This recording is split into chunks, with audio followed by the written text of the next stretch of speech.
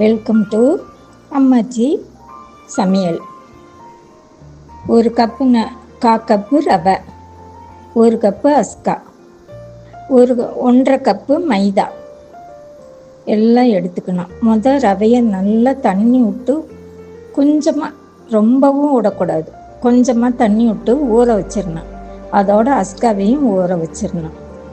நல்லா ஊறினோடனே பிற்பாடு மைதாவை போட்டு நல்லா கிளறிக்கணும். கிளறின உடனே கொஞ்சம் சாப்பாட்டு உப்பு, கொஞ்சோன்னு சோடா மாவு, 1 சிட்டிக்காய், ரெண்டையும் போட்டு நல்லா கரைச்சிக்கணும். மைதா மாவு அஸ்கா ரவையோடு கரைச்சி, ஏலக்காய் 2 தட்டி போட்டு எல்லாம் கரைச்சி சிறிது நேரம் வச்சிடணும். வச்சுட்டு ஒரு சின்ன வானொலியில் எண்ணெயை ஊற்றி நம்ம அள்ளி கரண்டியில், குழிக்கரண்டியில் ஊற்றினோம்னா கச்சாயம் பவுக்குன்னு எந்திரிக்கும். 1 நிமிஷத்துக்குள்ளே ஸ்நாக்ஸு செஞ்சாயிரும். புட்டு தின்னோம்னா அப்படி பஞ்சு மாற இருக்கும். உள்ளுக்குள்ளே அந்த ரவை ஊறினதுனால மெதுவாக ரொம்ப சாஃப்டாக இருக்கும், கெட்டி கொடுக்காது. அதனால் செஞ்சு பாருங்கள், நல்லா இருக்கும். நன்றி.